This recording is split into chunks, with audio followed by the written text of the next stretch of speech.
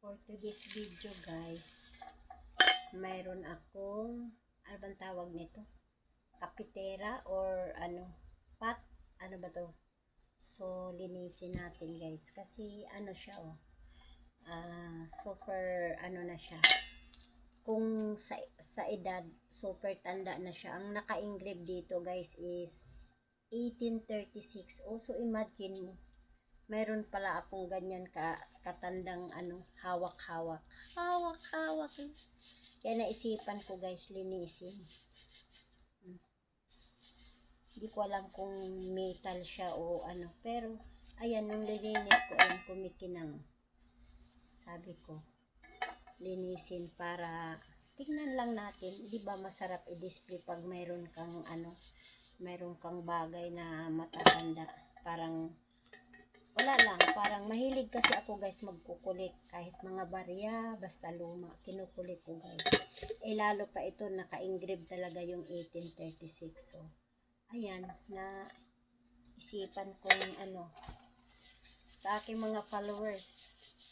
Tumanda na tayo ng kakaantay. Mas mayroon palang mas matanda pa na hawak ko. So, maganda siya pag yung unti-unti ko siyang nililinis. Parang lumalabas yung pagka-silver niya guys. Silver or metal. Hindi ko alam. Ganyan siya Nandito yung kanyang handle sa loob. Hindi ko alam kung paano. Naipasok ko guys, pero ayan. Hindi ko siya meron siyang handle dito. Ayan, ang takip. Ayan, inuumpisahan ko na siyang pero mas madaling malinis. Ayan guys, kahit i-zoom ko pa siguro. Siya. Ang naka-engrave nito is 1836.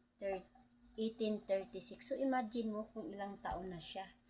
Kung parang kulang-kulang na siya.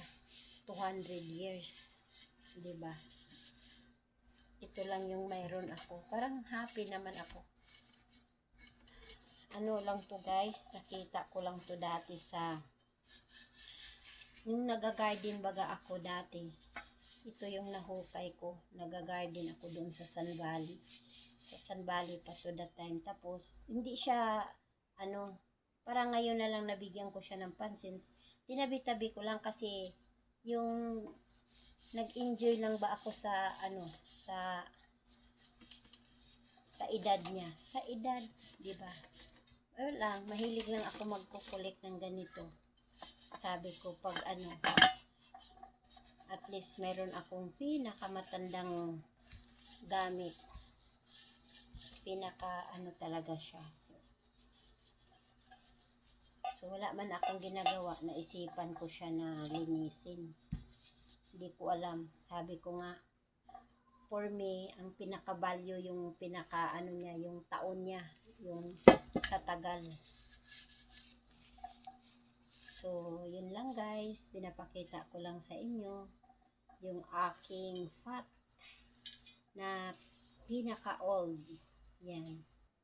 Maganda to siya pag nalinis na. So, yun lang guys. Bye-bye. Thank you for watching and God bless everyone. Bye!